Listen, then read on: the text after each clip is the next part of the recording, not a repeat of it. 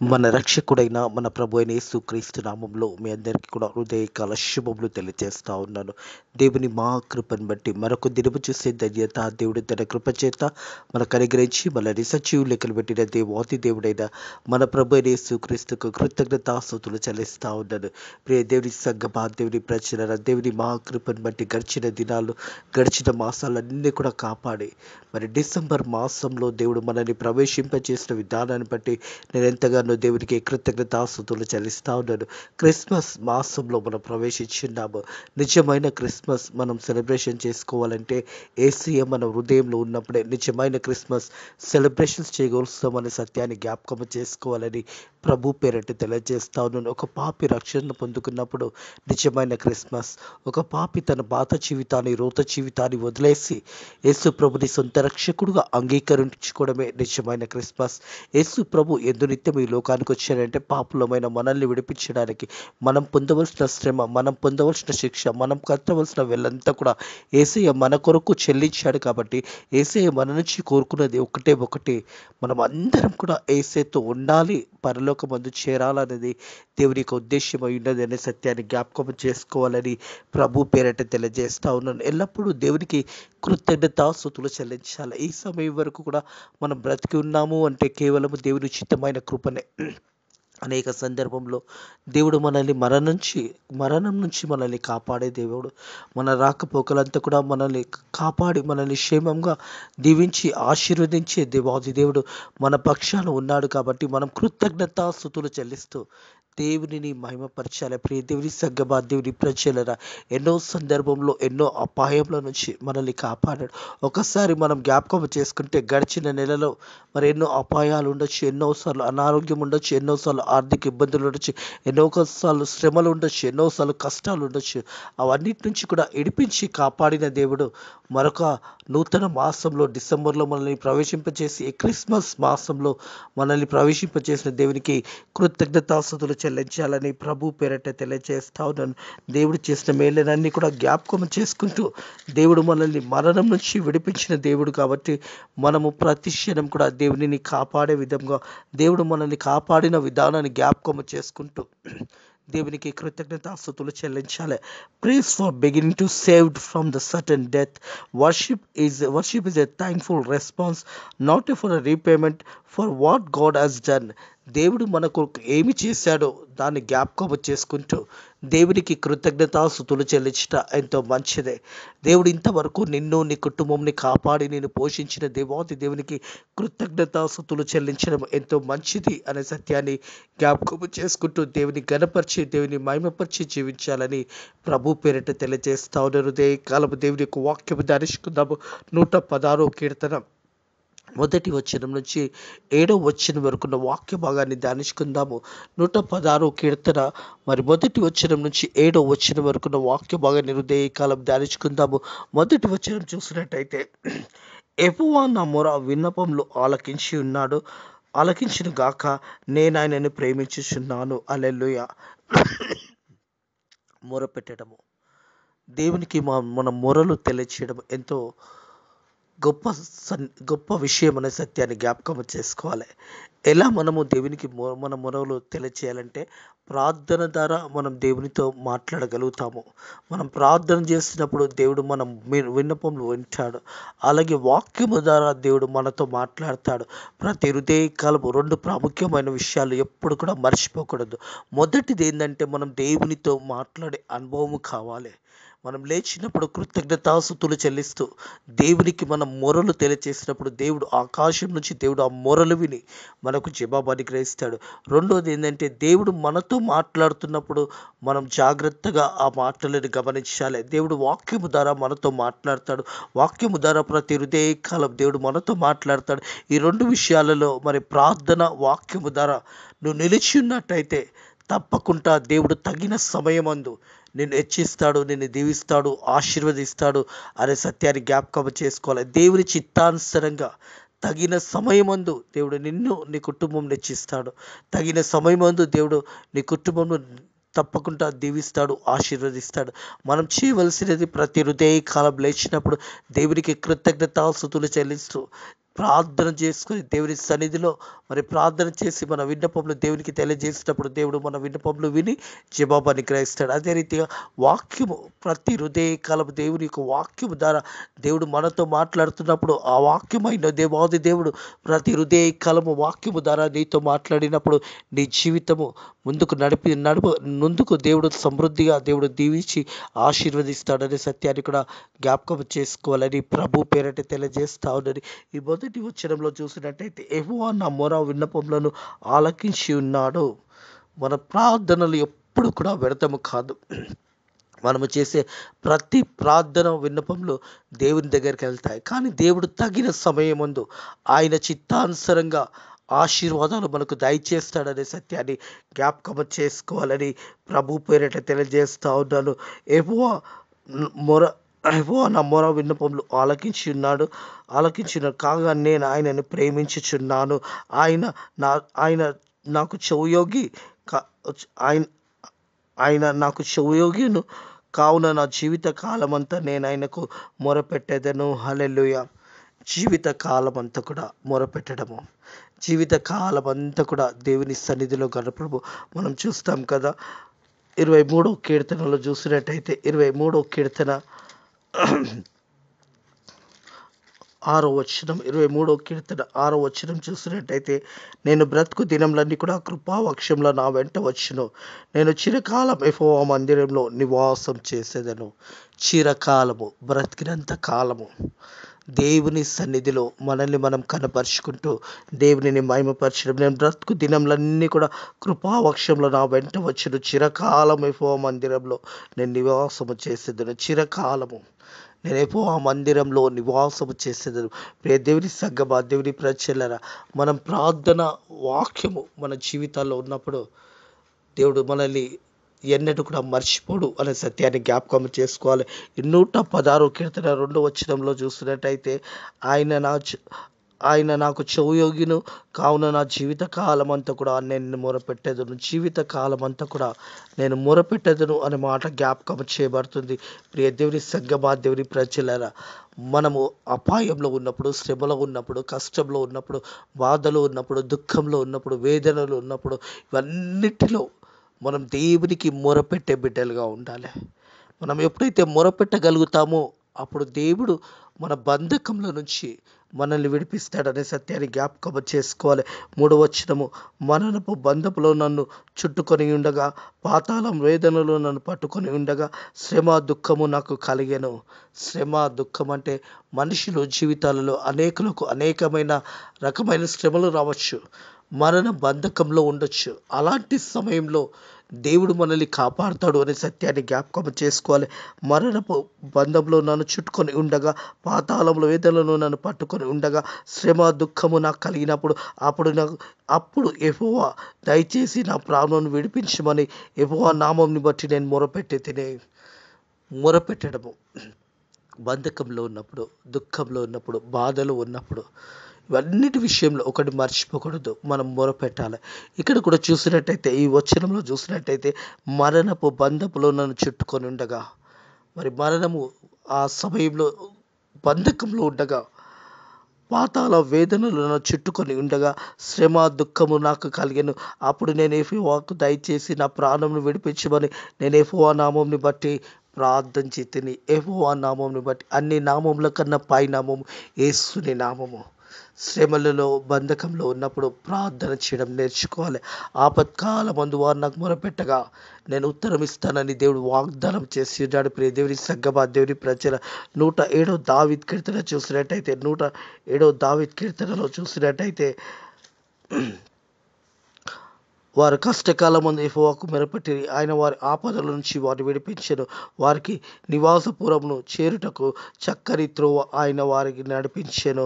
ఆయనని కృపని బట్టి నరులు ఆయన చేసిన ఆశ్చర్యకాలను బట్టి వారు యెహోవాకు కృతజ్ఞతాస్తుతులు చెల్లించుదురుగాక. ఆపత్కాలంలో మొరపెట్టడము, కష్టకాలంలో మొరపెట్టడము, మన మనుషులను నమ్ముకున్న కంటే యెహోవాను ఆశ్రయించటం మేలు అని 118వ కీర్తన చూసినట్టయితే 118వ కీర్తన బైబిల్లో మిడిల్ వర్డ్స్ ఇవి.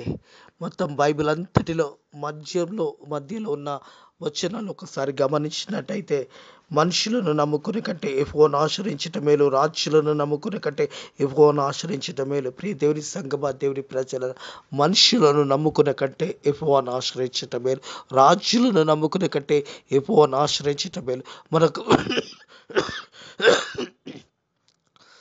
మనకు శ్రమ కలిగినప్పుడు, బాధ కలిగినప్పుడు, దుఃఖం కలిగినప్పుడు మనం దేవుని మీద ఆధారపడటము ఎంతో ప్రాముఖ్యమైనదని సత్యాన్ని జ్ఞాపకం చేసుకోవాలి. చుట్టుపక్కల వారిని, బంధుమిత్రులను, మనుషుల వైపు చూడకూడదు.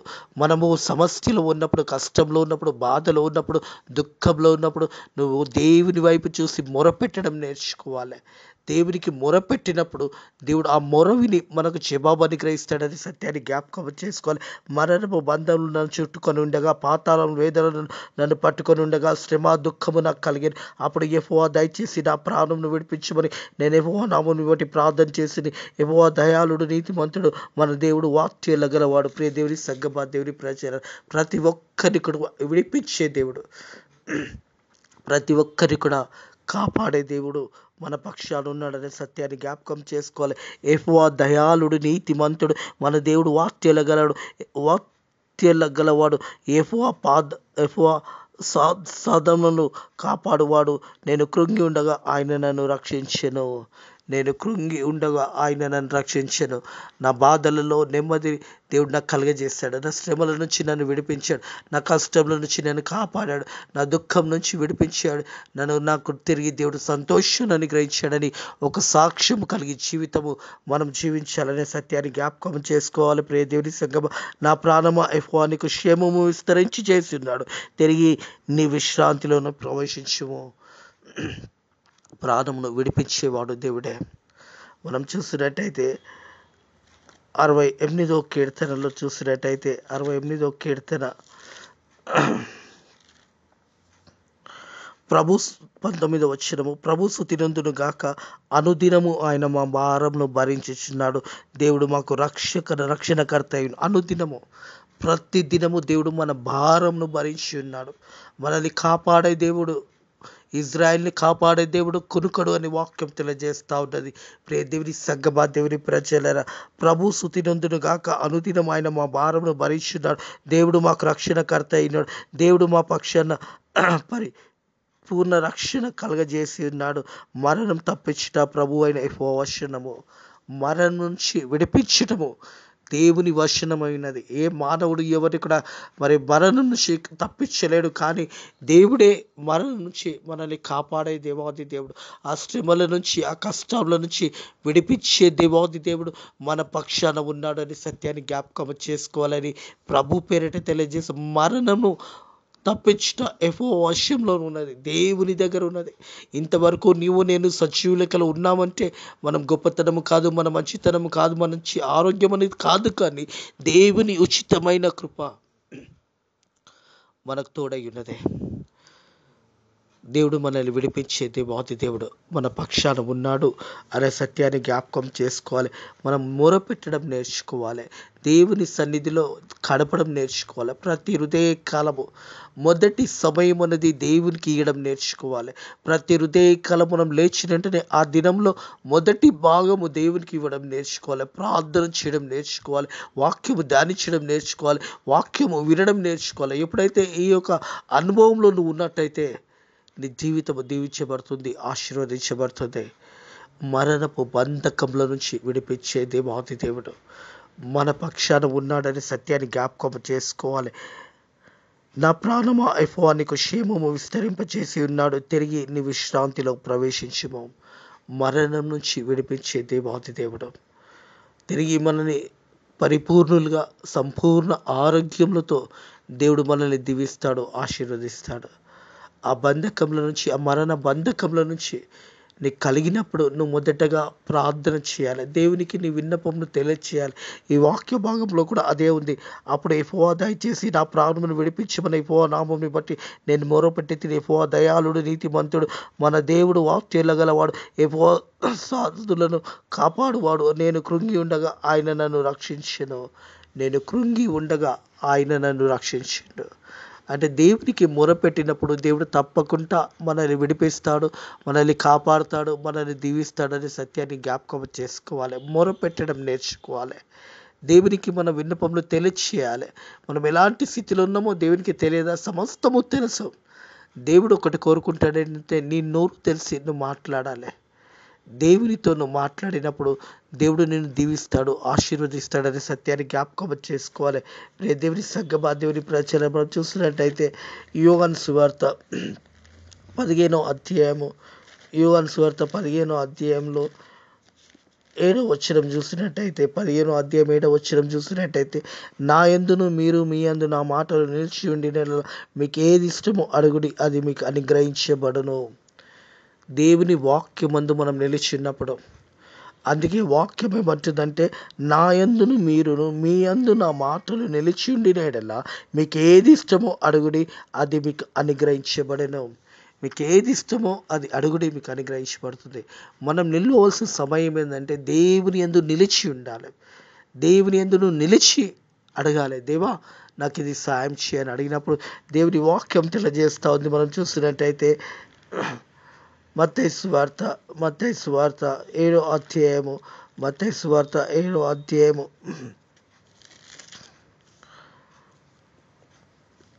7వ వచనము, అడుగుడి మీకు ఇయ్యబడుడి, వెతుకుడి మీకు దొరుకును, తట్టుడు మీకు తీయబడును. అడుగు ప్రతివాడు పొందును, వెతుకువానికి దొరుకును, తట్టువానికి తీయబడును. అడగడం నేర్చుకోవాలి. మనుషులని కాదు, దేవుణ్ణి అడగాలి. మనం దేవుణ్ణి అడిగినట్టయితే వాక్యం తెలియదు, అడుగుడి మీకు ఇవ్వబడును. మనం ఏదైతే అడుగుతామో అది దేవుడు మనకు అనుగ్రహిస్తాడు. అడుగుడి మీకు ఇవ్వబడును, వెతుకుడి మీకు దొరుకును, తట్టుడు మీకు తీయబడును. అడుగు ప్రతివాడు పొందునని, వెతుకువానికి దొరుకునని, తట్టువానికి తీయబడును. ఒక్కరికి కాదు, ప్రతి ఒక్కరికి కూడా, కేవలము క్రైస్తవులకని కాదు, ప్రతి ఒక్కరు కూడా. క్రైస్తత్వం అనేది ఒక కులము కాదు, ఒక మతము కాదు.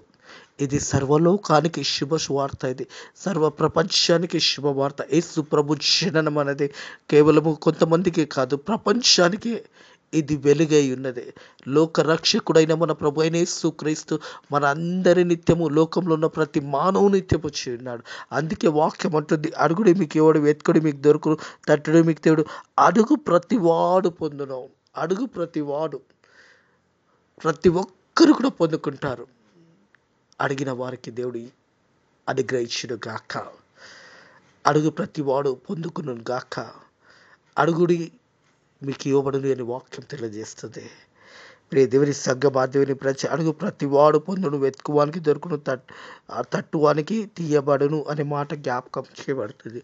ప్రతి ఒక్కరికి కూడా ఇవ్వబడుతుంది అనే సత్యాన్ని జ్ఞాపకం చేసుకుంటూ దేవుని సన్నిధిలో మనం మొరపెట్టాలి. మనం మరణముక సమయం ఆశీర్వదించినప్పుడు కూడా, అనారోగ్యం ఉన్నప్పుడు, శ్రమ ఉన్నప్పుడు, శరీరం సహకరించినప్పుడు, బలహీనతలతో ఉన్నప్పుడు నువ్వు దేవునికి మొరపెట్టాలి. దేవుడు తప్పకుండా నీ మొర విని నీకు జవాబు అనుగ్రహించి, నువ్వు దేని గురించి అయితే యేసయ్య దగ్గర మొరపెట్టి ఉన్నావో ఆ మొర విన్న దేవాది దేవుడు వెంటనే నీ మొరను జవాబు అనుగ్రహిస్తాడు. ఆ మొర పెట్టే ముందు ఒకసారి దేవుని సన్నిధిలో నిన్ను కనపరుచుకొని, దేవా నా మొరను ఆలకించయ్యా, నా కష్టం ఇదయ్యా, నా శ్రమ ఇదున్నా, నేను దేవునికి సన్నిధిలో ప్రార్థన చేసినప్పుడు దేవుడు వెంటనే నీ శ్రమ నుంచి, బాధ నుంచి, దుఃఖం నుంచి నేను విడిపించి విడుదల దయచేస్తాడు. మనకు దేవుడు విడుదల దయచేసిన వెంటనే మనం నిజమైన క్రిస్మస్లో ప్రవేశించాలంటే మన పూర్ణ మనసుతో, మన పూర్ణాత్మతో, మన పూర్ణ శక్తితో దేవునిని ప్రేమించాలని జ్ఞాపకం చేసుకోవాలి. అట్టి కృప దేవుడు మీ అందరికీ కూడా అనుగ్రహించును గాక. దేవుడు మిమ్మల్ని బలపరచును గాక. దేవుడు మిమ్మల్ని దీవించును గాక. దేవుడు మీకును సమృద్ధిని దేవుడు అనుగ్రహించును గాక. మీ అనారోగ్యాన్ని తీసివేసి దేవుడు మీకు విడుదల అనుగ్రహించును గాక. మీ శ్రమ, మీ కష్టం నుంచి దేవుడు మిమ్మల్ని విడిపించి, మీకు కష్టంలో దేవుడు మీ కష్టాన్ని తీసివేసి తిరిగి మీకు సంతోషాన్ని దేవుడు అనుగ్రహించును గాక. దేవుడు మిమ్మల్ని బలపరిచి మరి సమృద్ధిగా దేవుడు మిమ్మల్ని మీ కుటుంబంలో దీవించి ఆశీర్వదించును గాక. ప్రార్థన చేసుకుందాము. Thank you lord, thank you Jesus, thank you holy spirit. పరిశుద్ధుడ దేవా, హృదయ కాలము నాయన నీకు మొరపెట్టినప్పుడు నువ్వు ఆ మొరలు విని జవాబుని గ్రహిస్తావని నీ వాక్యము ద్వారా మాతో మాట్లాడి మనల్ని బలపరిచిన దేవా నీకు వందనములు స్తోత్రము తండ్రి ప్రభా. నిజమైన దేవుడు అని తెలుసుకొని నైనా నీకు దగ్గరికి ప్రజలందరూ కూడా రావడానికి నీ కృప ద్వారా సాయం చేయండి నైనా. ఈ డిసెంబర్ మాసంలో మరి క్రిస్మస్ మాసంలో మేము ఉంటుండగా నిజమైన క్రిస్మస్ సెలబ్రేషన్స్ ప్రతి ఒక్కరు కూడా జరిపించుకోవడానికి నీ కృప ద్వారా సాయం చేయండి నైనా ప్రభా తండ్రి. అలాగే నైనా ప్రతి ఒక్కరూ రక్షణ పొందుకొని నిజమైన క్రిస్మస్లో ప్రవేశించడానికి నీ కృప ద్వారా సాయం చేయమని ఈ రోజంతట్లో కూడా మనల్ని దీవించి ఆశీర్వదించి మా సేవకులను మా సేవకురాలను దీవించండి, సంఘాలను దీవించండి, అలాగే విశ్వాసులను దీవించండి, అలాగే స్వార్థ సేవ చేస్తున్న వారిని దీవించండి తండ్రి ప్రభా. ఫేత్ మినిస్ట్రీస్ మందిరాన్ని కూడా దీవించి ఆశీర్వదించి ఈ రోజంతా కూడా నీ రెక్కల కింద భద్రత కాపుదల దయచేయమని నజరుడైన యేసుక్రీస్తు నామములో ఈ ప్రార్థనని వేడుకుంటున్నాము తండ్రి, ఆమెన్. మన ప్రభు అయిన యేసుక్రీస్తు యొక్క ప్రేమ సమాధానము ఇప్పుడు ఎల్లప్పుడు సదాకాలము మీకును మీ కుటుంబములకు తోడై నీడై ఉండును గాక, ఆమెన్.